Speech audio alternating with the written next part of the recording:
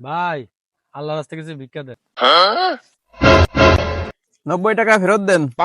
ভাই, ভাঙ্গি তো হইতো না, অল্প কয়েক টাকা আছে।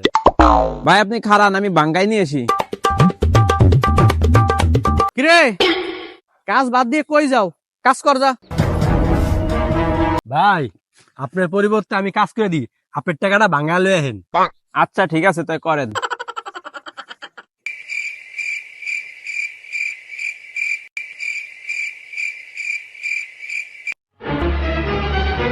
এই, তোর কাজের সময় তো শেষ।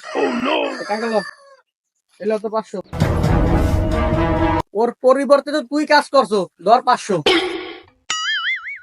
এলো তোর 10 টাকা। আমি পারি না আর পারি না, আমি কেন মরি না।